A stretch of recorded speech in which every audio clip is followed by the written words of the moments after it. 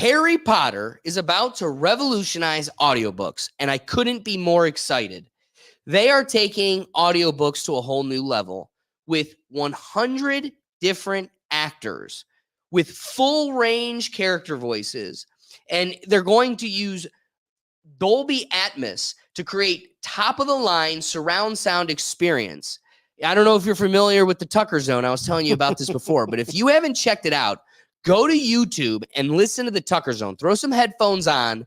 It is one of the coolest experiences, and it's this 4D experience. You close your eyes, you can hear somebody open the door over there and walk around you and come up right behind your ear and whisper in your ear and then run. It's this surround sound, but also dimensional. You can hear them far, you can hear them close. And they'll also be using real-world sound capture. So it's like this whole movie experience. To give you an idea of what it's going to look like, we have the Audible commercial for the new audiobook series that's going to be coming out sometime in 2025. We must expect great things from you, Mr. Potter. Potter, did she say? The Harry Potter. You'll have a great time at Hogwarts. So, very exciting. It's kind of like an audio movie. So, I'm very excited. This seems like it'll be a whole new way to experience the books. I got caught up in the craze. We're going to address that a little bit in this segment too. But reading the books as a kid was amazing. But I only read up to I think the fifth. I only got halfway through. I have all the books, but I never really read them. Reading just wasn't it for me. It had to become a muscle I developed. Yeah. And I want to get into that a little bit too about people and reading books. But admittedly, as somebody that truly hasn't gone through all of the books, finally, the final series, all of them, because there's so much more in the books than in the movies, I couldn't be more excited to experience them through this way, because I think it's really the only way that it would kind of compel me to listen to all of them, get the entire story, and then truly judge how well did they develop that story in a movie sense. But as a nerd that kind of really enjoys the movies, grew up reading the books at an early age, Universal Studios, unlike this Disney adult next to me, Universal Studios is the greatest place to go. I'm a nerd, just a different nerd. And Harry Potter World is so fun. And there has to be crack cocaine in butterbeer. If you go to Universal Studios and get butterbeer, I will tell you something. So I first want to present how this is going to change audiobooks forever. Joe Rogan has this thing, if you listen to him enough, if you're a longtime listener, someone like myself, all the time he'll talk about how if he's got somebody that wrote a book on his podcast, he'll go, "Did you do an audiobook?" Yes. And he sets them up. "Did you read the audiobook?" Knowing full well, if that person says no, he is going to why would you do that? That's just total trash. You got to read your audiobook. People, you did it. It's your book. Everybody wanted to hear you. And he just gets on them. So I feel like that goes out the window. Who wants to hear Jordan Peterson read about lobsters? I want to hear a cinematic experience where I go in the ocean and I hear molting lobsters and then you could bring in Jordan. Sure, that'd be fun. But I think this cinematic experience in the world of Harry Potter, but in really all storytelling, is going to revolutionize this totally. DC, butterbeer is not that great. Oh, that is a lie. Oof, that is a hot take. We post lies just like CNN. But I want to get your thoughts, David. What do you think? Well, it's pretty cool to see them putting a lot of money into kind of an old property. I see this probably more for older stuff, like with Dune, with the new movies, a new way to promote existing movies. I don't necessarily see this for a new book or a new franchise. It's why should I care if they dump all this money into this new audiobook? I haven't even read the book. I have no familiarity with it. This is just a new way to experience the Harry Potter world. And I've actually, was one of the very weirdos back in my youth who would read the book while listening to the audiobook at the same time, because I had no sense of multitasking other than just doing. Yeah. See, but that at least makes it even more fun. At least then you're like, you don't have to really, your brain's not working totally. You're just kind of following along. Zoning out. I was like reading right along as everything happened. Now, what's interesting. Wait, real quick. That's part of the outrage about these audiobooks is with the big dorks, there's already 2 versions of the audiobook, and they're like by prestigious audiobook readers. Yes. And why would you ever spit in the face of that? Because I can hear an owl. Until Steven what's his face goes, ooh, ooh, ooh, ooh, ooh. I don't want to hear it. I don't care. No, but it's wild. These like famous audiobook recorders it's just some dude doing a voice of everybody. And for like Harry Potter, he was doing the voices of all the children, all the teenagers, all the professors. He's getting into it like Hermione. He's doing like a girl's voice. If someone made you can make a real silly montage of this guy just doing all the weirdo voices and like sound effects. Snape. Severus Snape. Dumbledore. Ron Weasley. But this gives kind of a new life to the books. I think the movies do miss quite a few nuances within the books, and just gives it another way to be able to enjoy it without kind of retreading old ground. I think this is for new book, like people who have never read it and people who have already. Well, oh god, it's the same people. That's almost the same. It's the same nerds. All right, let's bring this full circle. All right. I want to, before we get down the road, all the people watching on X and everybody joining us, I want to know if you think books will soon become obsolete. Oh. And I want to go down the road of how few people are reading books currently. I think it's a sentiment to where we're at cognitively as a country. But I asked ChatGPT, I go, will books become obsolete or will books become a thing of the past? ChatGPT stays as optimistic as David here, which is interesting. It's unlikely that books will become entirely obsolete in the foreseeable future. While digital formats have become increasingly popular, physical books still hold significant cultural and practical value. They offer a tangible experience, aesthetic appeal, and a break from screens. Just don't take your break yet. Additionally, many people appreciate the nostalgic and sensory aspects of reading a physical book. However, the way we consume books may continue to evolve with the advancement of technology, with digital formats becoming more prevalent alongside traditional print options. I got to be honest with you. I think podcasts and everything else, what we're doing right now, this is a more improvised book. It takes 3 hours of your time. How is this much different than an audiobook besides the fact that I didn't script it out? It would be less appealing to you. I've done segments like that where I've just written out an entire blog on something. And that's not fun. This is more engaging. It's less thought out, but this seems to be an offshoot of what that was, especially when somebody like Joe Rogan or Lex Friedman brings on a biochemist. Like, that's not something you're seeking out, but they're going to go into the depth like they would in a textbook or a thesis, and you're going to hear a summary of that. Audiobooks being the next evolution, right? I mean, what do we know? We know this ends up with us plugging in sometime, right? The Matrix, we're plugging in. We've already seen the Oculus. We're going into a VR world. So first there was the book. Then there was British people whispering the book in your ear. Now it's them whispering it in different voices with owls in the background. And it's forever becoming more of this cinematic experience. Ooh. And soon you're just going to live it.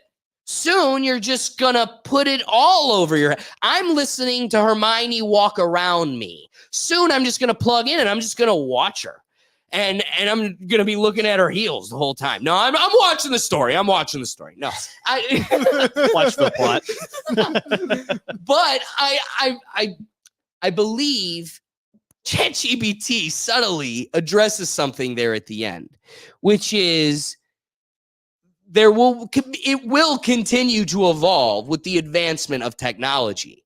So soon books will be obsolete. We'll see them in a different fashion, but we're probably not even going to call them books. It'll contain similar content and it will present itself similarly, but it will be in such a different medium that how could you call it a book when a book was something by cow leather and paper strapped between it? I mean, watch these booksmiths make old-fashioned books. That's not what we're doing anymore. And I finalize this position with American adults are reading fewer books each year.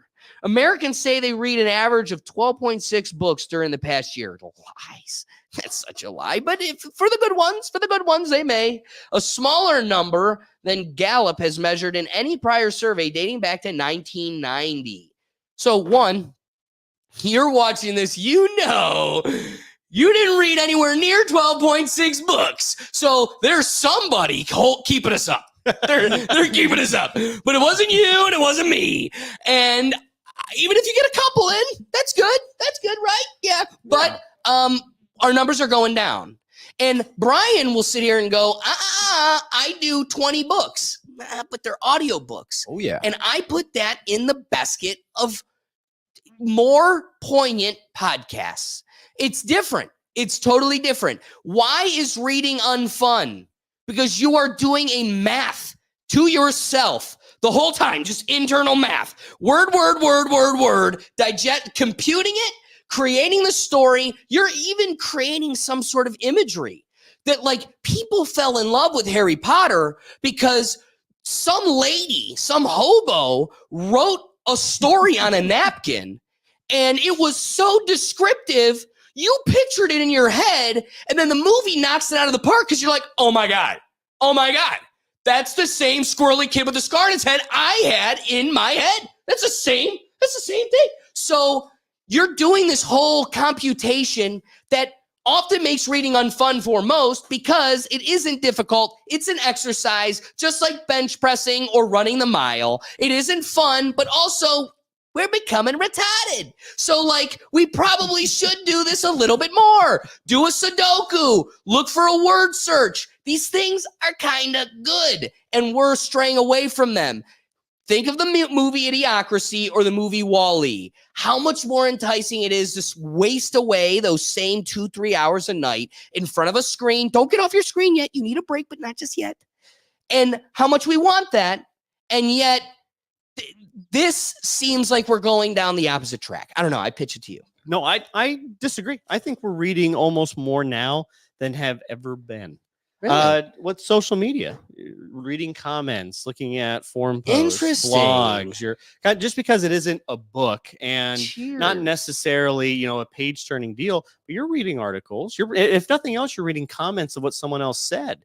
You're getting the human language through the human themselves versus a scripted version of edited, scripted. You're getting live. You're getting earnest. You're getting thoughtful. Sometimes retarded comments. Let's call a spade here. Not every comment's worthwhile, but if you're interacting with social media and you're interacting even with the internet in general, you're reading.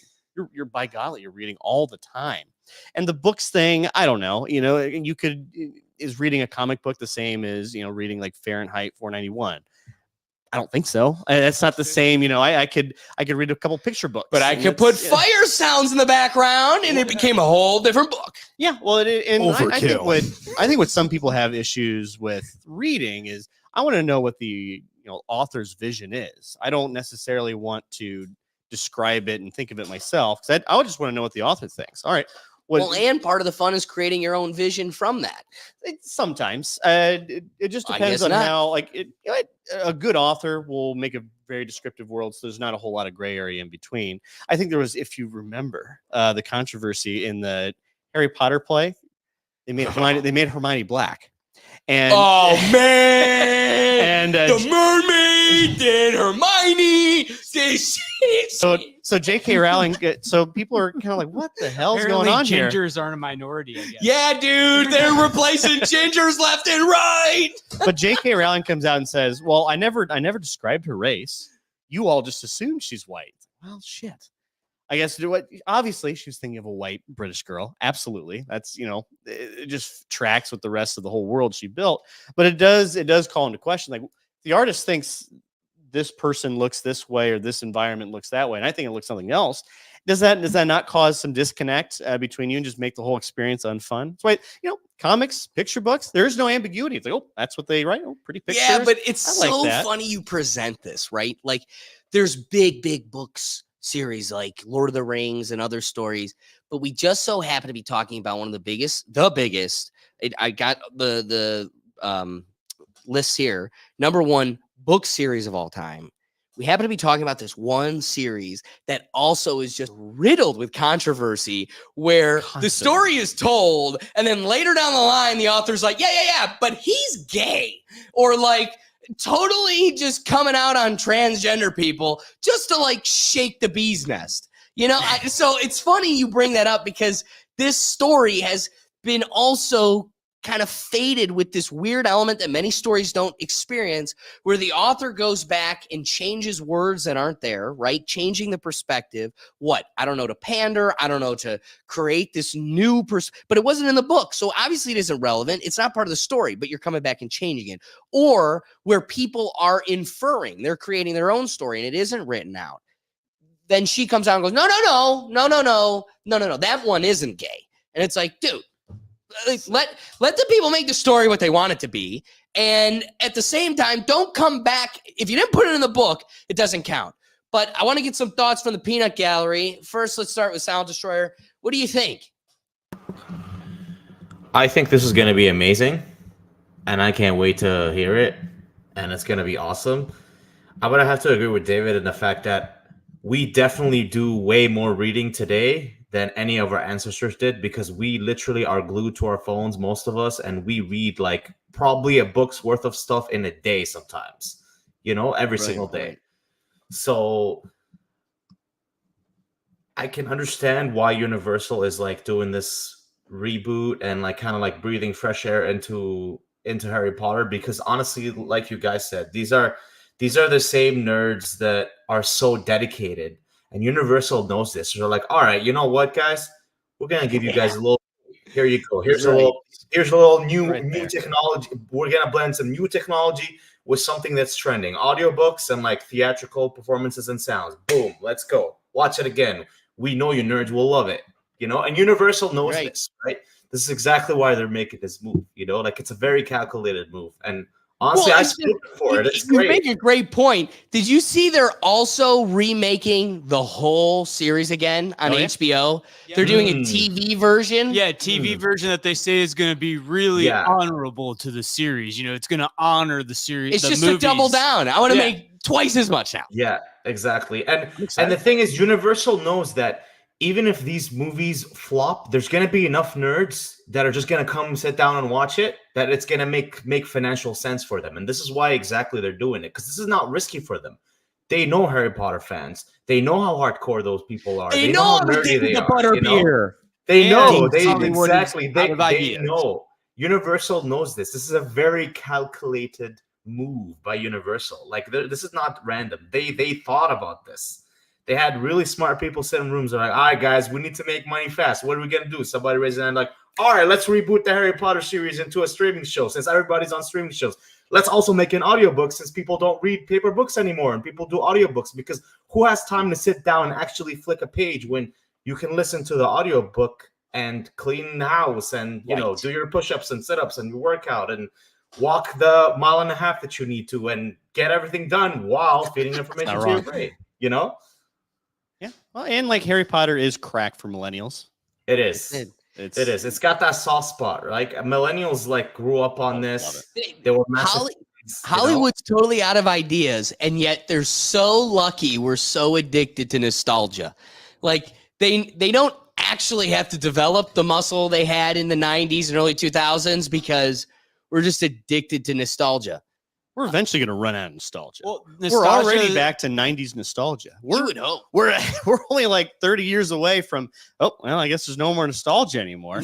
I mean, that first Star Wars movie was just all nostalgia. Just pretty much the same movie, just with some new characters thrown in there. Right. Yeah, pretty much. Just pure nostalgia. Like, we're going to get all these people to come pay and watch because it's Star Wars movie. Throw in a weird bird so we could sell it at Walmart. And It probably would have been a stronger movie if they didn't have any of the original characters in it. 100%. Yeah. But okay, I want to get to Ricky. Ricky, what are your thoughts?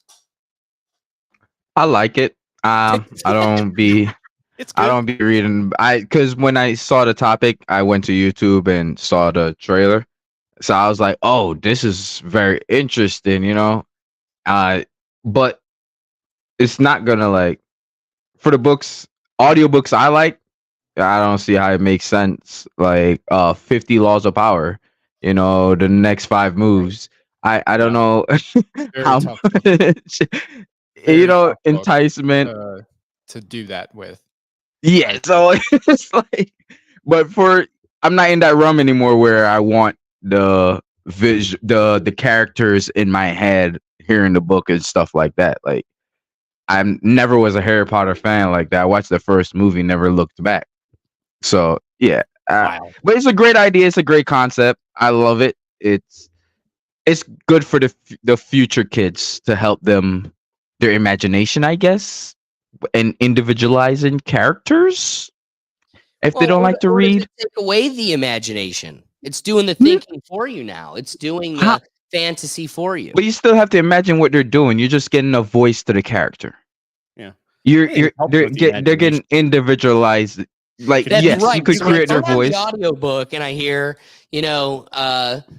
Ron just being like, watch out for the golden snitch. And then they make a movie and it's like, yo, Harry, watch out for the golden snitch. It's like, hey, you already drew that. But that's off line. your drew that line. experience.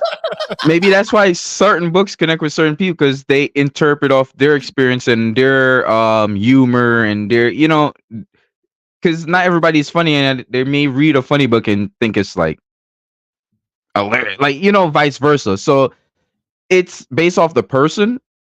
So when you add the characters in, you're drawing the bridge for the people that don't really they just read. Because when I was in school, I had to read. I just read the book. That's it. I didn't jump into oh, I wonder what their voice is like. I wonder what the wall looks like. Okay, there's a wall there. Move on. That's how I did. What does the wall sound like in the audiobook?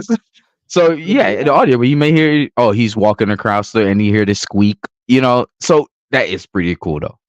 Ricky, so that made me think of like, how people are saying like book, like if you read the book, you would think that movie sucks. And now this is like a hybrid between the two. Ooh. And I still feel like there's still going to be people that love the books, love the audiobooks more than the movie, more than the hybrid, more than just whatever else they're going to come up with. They're in a bad situation too now because they're going to bring more hate because what if the character from the book they can't act. So what if they can't act and they can't go on the screen? There's different voices now and it's just going to be a whole nother debacle on the internet.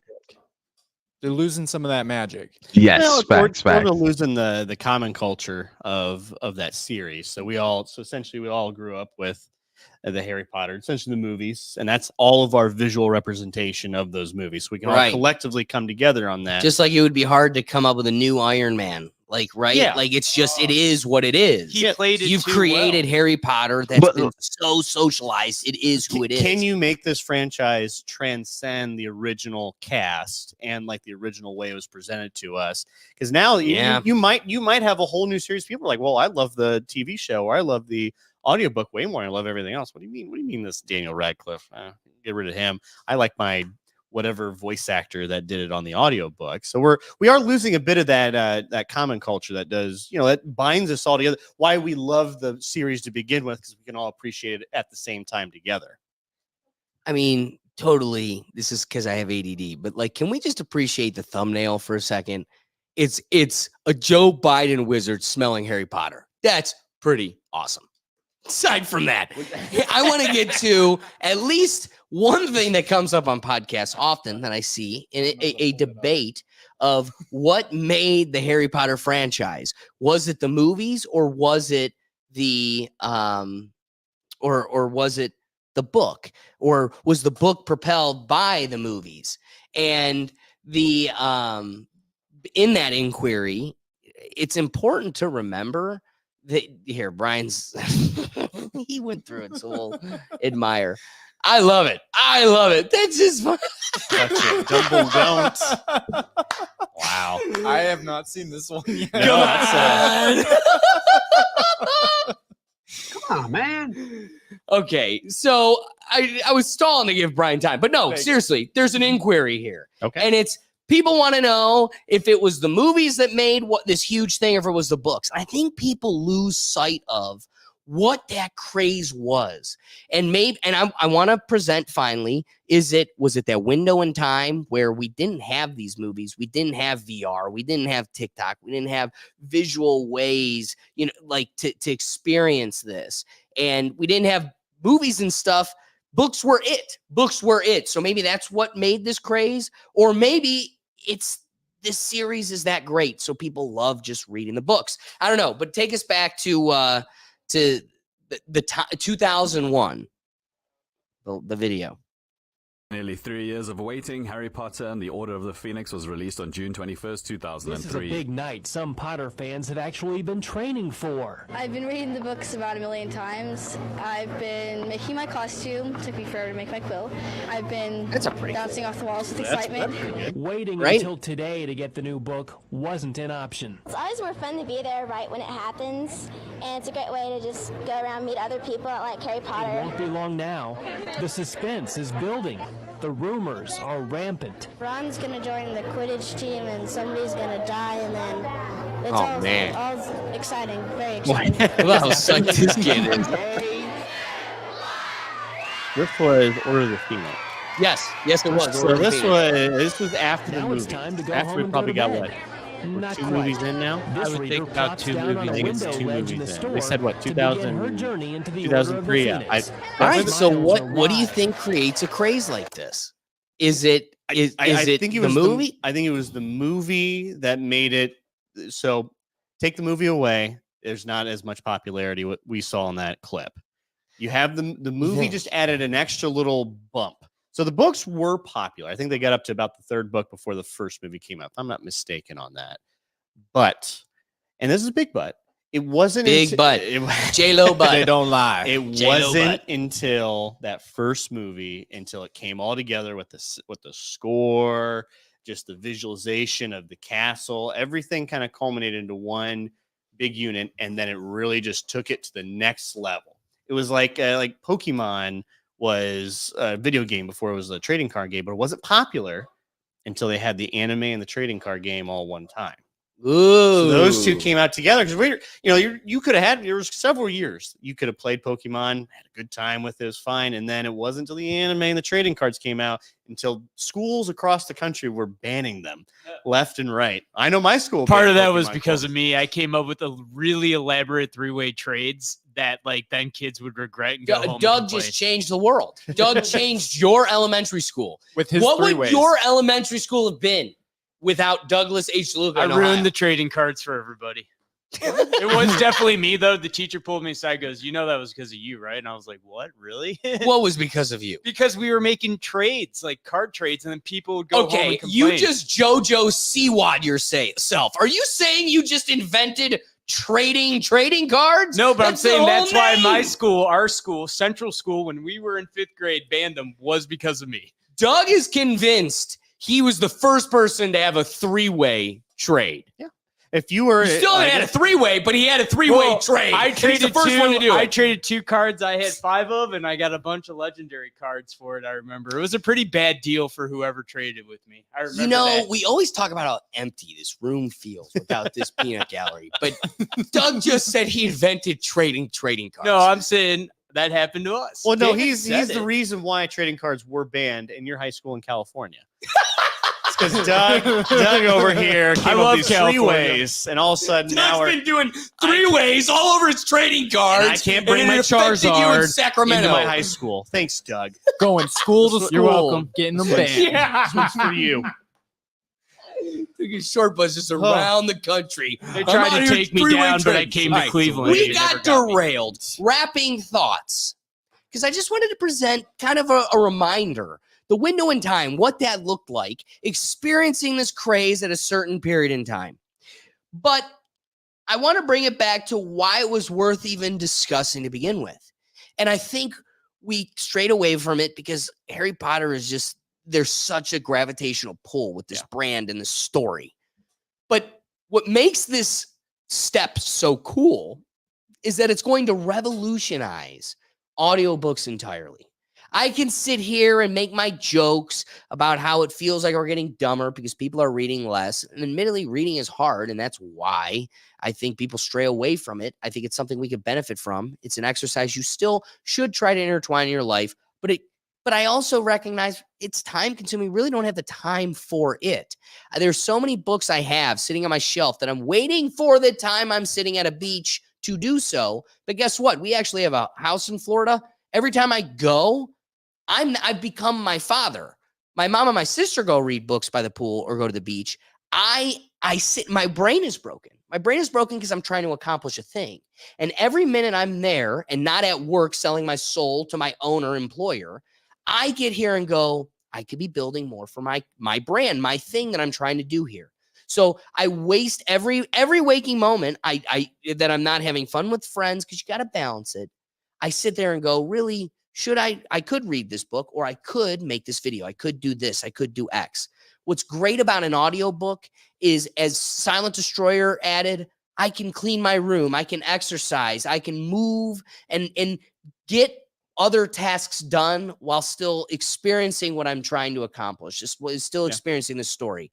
And to enhance that experience to this cinematic piece where now running at the gym isn't just as mundane. I want to double down on how this is going to revolutionize book digesting, but I also need to really hammer home with Ricky's point. The most important books, Harry Potter is great. It's a great escape. It's fantastical. It plays on your emotions. You laugh, you cry, you fall in love with these characters. That's what makes it so intensive for the largest audience. But also, there's really not societal value in that. There's entertainment. There is, but not true growth value. The books that Brian and Ricky brought up, the ways to power, or you're not going to get some cinematic experience listening to Jordan Peterson's 12 Rules to Life. I make the joke, but you're not going to get that in any other. Besides a couple songbirds playing, that's right. Yeah. Matthew McConaughey doing the Green Light book. Right. You really just want to listen to Matthew McConaughey read this book. Yeah. You can't really do much more to the book, but really, I don't want people to I don't want people to just get drawn into the teletube, boob tube type, the popcorn, the chocolate type of book. Like, you still need to digest the more difficult type of content, which is not going to come in such a glittery, fluffy wrapper. And so I wrap my point with, this is going to be great for all types of fantastical books. Lord of the Rings, all your kid books, Judy B. Jones, Goosebumps. This shit's going to get fun, man. At the same time, that should be balanced in your life just as much as the Game of Thrones TV show. Like, you make time for it once or twice a week. You can't just sit there and watch 13 hours of The Simpsons. No, I get a bit here, I get a bit there. And that's kind of how the fantastical popcorn chocolate type audiobook should be in your life. But it should still be balanced with the blade sharpening, not as fun, but growth provoking types of audiobooks, which I do think is replacing books. I do think a paperback is going to stay in the shelf in the future because there's not enough time in the world. And just like the machines around us are optimizing, the human is optimizing, the human experience. And the way to continue that optimization is to sincerely optimize your time at the maximum value. And a book ain't it. But a book in the background while I'm flexing my muscles and washing my dishes and cleaning my yard, that's the way you're going to get it done. So yes, I do think ChatGPT is lying to us. It will be replaced at some point. What are your wrapping thoughts? I think it just shows, to kind of put on top of your point, just shows how a generation wants to wants to multitask. Like we're really exercising that type of muscle. So it's not good enough for me to just sit down and read the book.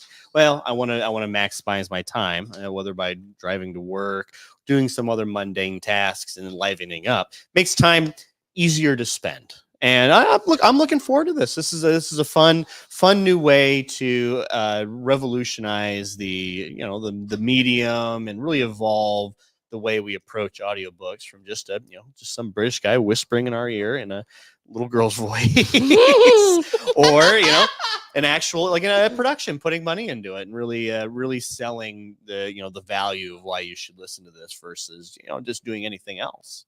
Thanks for watching this clip from the Rethink Tank Live. Join us every Tuesday at 7 p.m. streaming across the platforms on YouTube, Rumble, X, Twitch, Facebook, LinkedIn, and TikTok. We do our best to promote user engagement, and we want you involved. So be sure to bring your perspective live so we can get you in the dialogue. See you then.